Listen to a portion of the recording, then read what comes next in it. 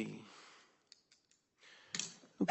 good morning. This is Judge Lopez. I'm going to call 25906 for Klöckner Pentaplast.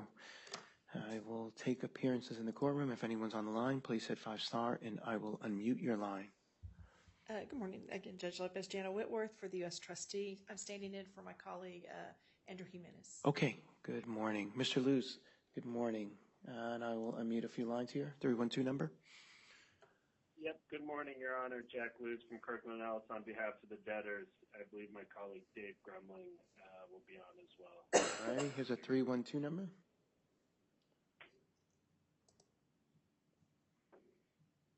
Another 312 number I just unmuted. And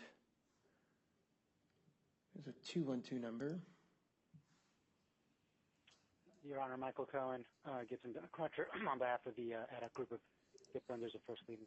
Okay, I just unmuted two more lines if you were on the line. For Cleopatra, please make an appearance. Mr. Scott, good morning.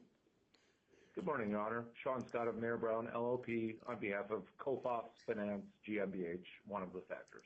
All righty, good morning. Your Honor. John Higgins, Porter Hedges, appearing with Kirkland on behalf of the debtors. Okay, good morning, Mr. Higgins.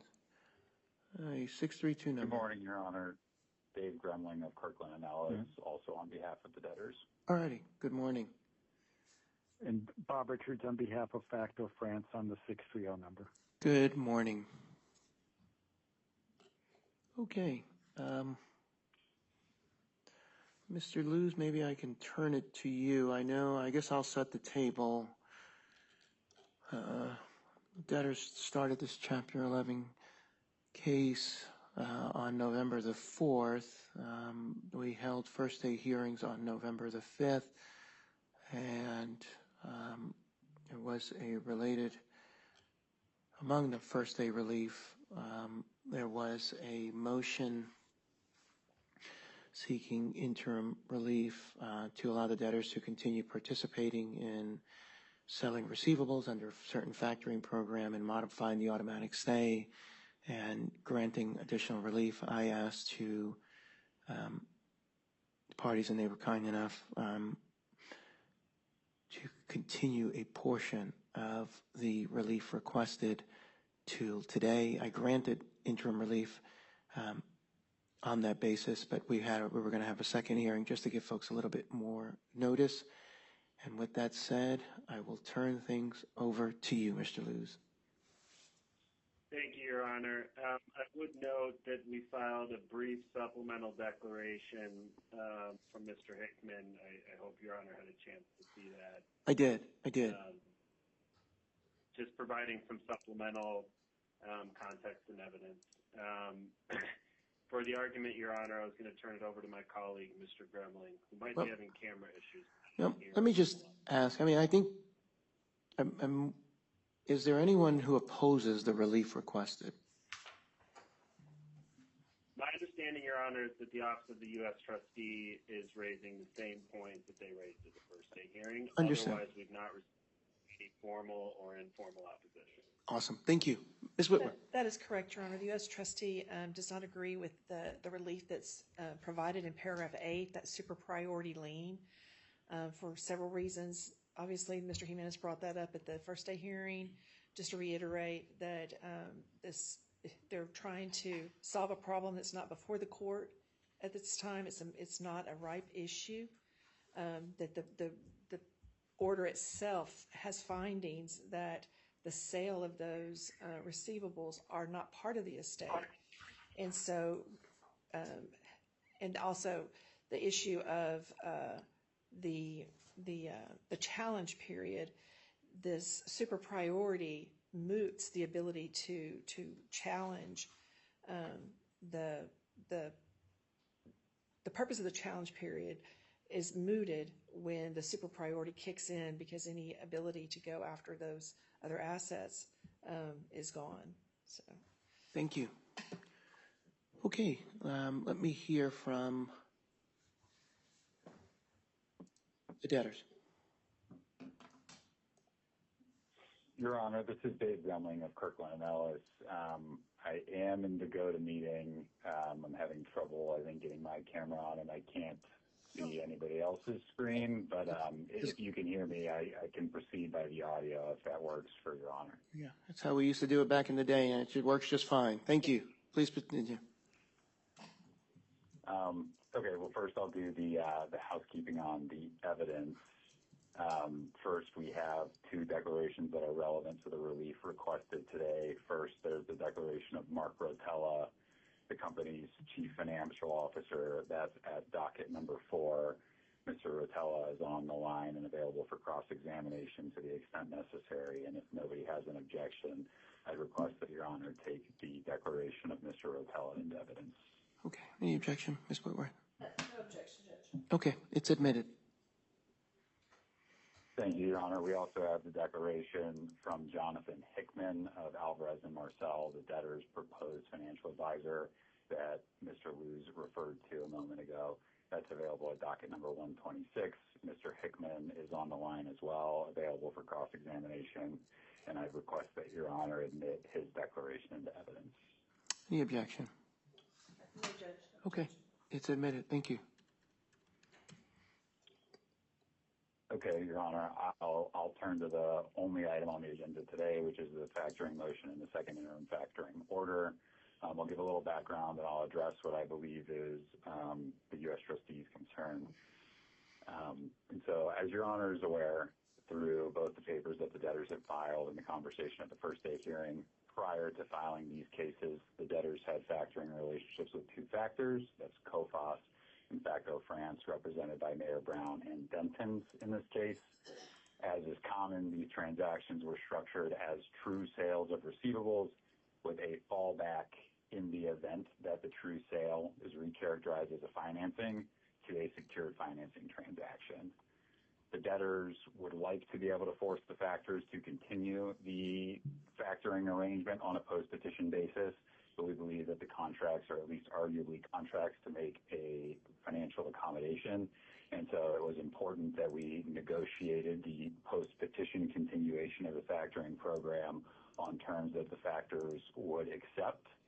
And, Your Honor, we thought that this was a serious need for the debtors because the DIP was sized, the DIP that Your Honor approved on an interim basis last week, was sized with the assumption that the debtors would have continued access to the factoring program to meet their capital needs over the next 60 days, which should carry us to and through confirmation.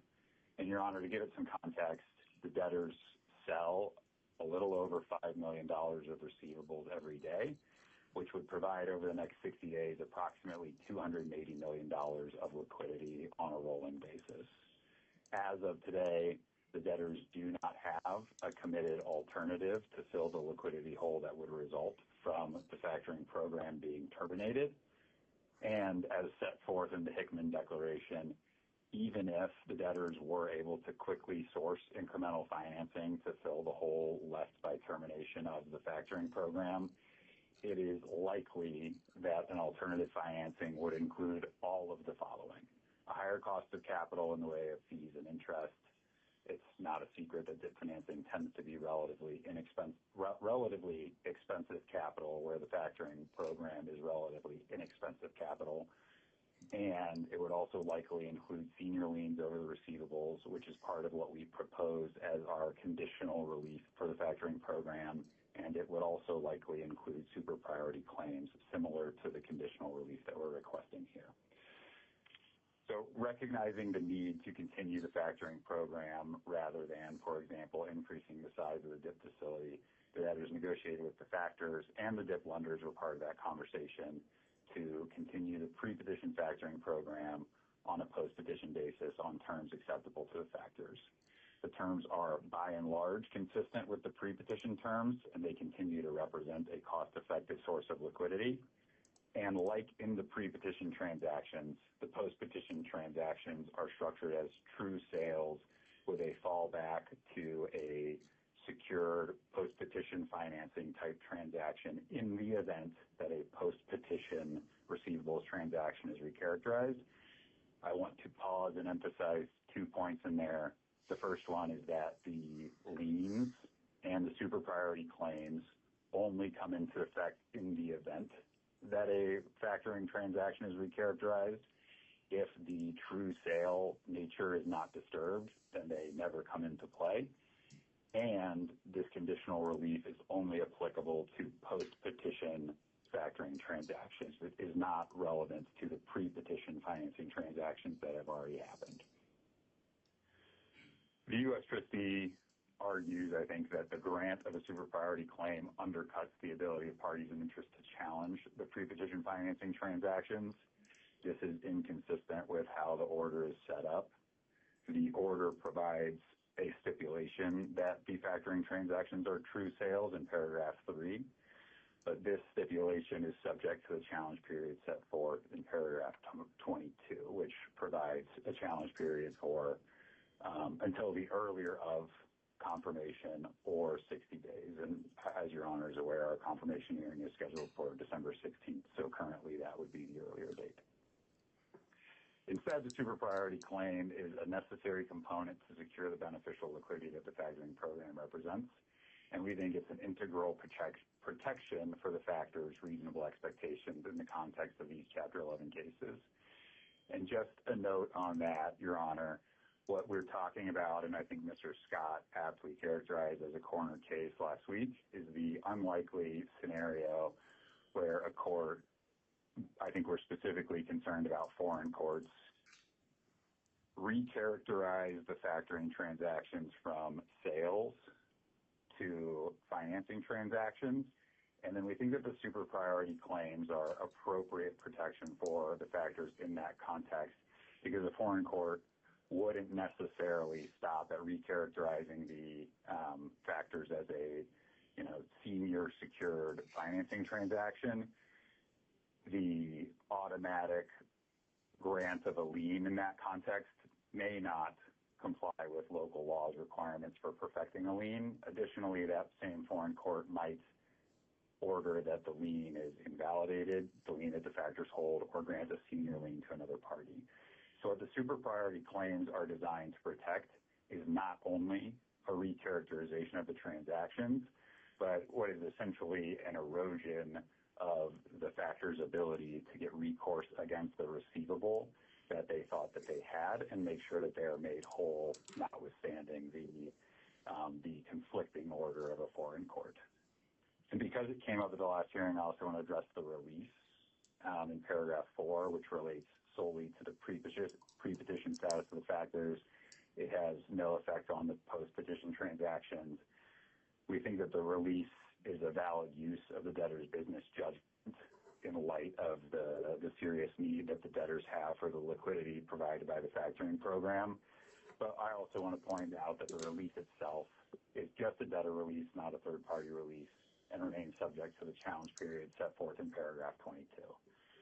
So simply put, the super priority claims that we believe the U.S. trustee is focused on are granted only to the extent that the receivables transactions are later deemed to constitute a financing, in which case we think it's entirely appropriate to view them through the lens of 364 and grant them liens and super priority claims, which we think are par for the course in the event that we are examining these transactions as post-petition financing transactions. The vast majority of DIP orders, I won't say every single DIP order, including the DIP order in this case, grant super priority claims to parties providing post-petition financing. The only difference here is that granting such claims may be, and we're hopeful that it will be, an academic exercise, because such claims are granted only if a party successfully recharacterizes a post-petition factoring sale as a financing. And the debtors, I'll just note for the record, Your Honor, the debtors have received no objections to this release from any economic stakeholder. In fact, the vast majority of those affected, and I'm talking about the DIP lenders and the parties to the RSA, who are over 90% of the first lien lenders and over 80% of the second lien lenders, which are the only classes of creditors that would be impaired under our proposed plan, have affirmatively consented to this release. In light of that, the debtors respectfully request that the court overrule the U.S. trustee's objection and enter a further interim order permitting the debtors to continue their factoring arrangements. Unless Your Honor has any questions, I would request that you enter the order that we submitted at docket number 124. Okay. So I'm going to just note for the record, the court granted interim relief on this point, and we had a second hearing. I wanted to make sure that we had a little bit more notice out to parties who may be affected by this and to think about it. The concern raised by the debtors and the factoring parties is that they are purchasing foreign receivables and subject to exposure potentially by a foreign court, and there's nothing improper. It's just there's always an inherent risk, and some here. This case is set for plan confirmation next month. So a lot of whether someone can successfully challenge something in a month in a foreign jurisdiction is outside of my realm of expertise. But we're talking really academic stuff. But to someone who is buying receivables, it is important. And so this is a factor with kind of a fallback that they can convert essentially into kind of a debt form of financing. And I understand it. I'm going to overrule the trustee's objection. I think it's permissible. I think this is a ship that will never reach shore, but yet still it's important for foreign entities to have some comfort that if the receivables are there, that this would convert into a DIP. I think this is kind of really unique in this case, and I don't see these happening too often. And so I think this is a unique solution to a unique problem, and I'm comforted that we took a little bit more time. I think the trustee was right to bring the objection. I'm just comfortable with where we are, and I'll sign the order, and we'll see where we are. And sounds like next month. So is that right? Are we seeing each other next month? Next hearing is early December, the second day, Your Honor. Will be up for final approval then. All right, folks. Well, sounds great. Y'all have a good day. Thank you very much. I've signed the order. Thank you. Thank you, Your Honor. All right. Thank you.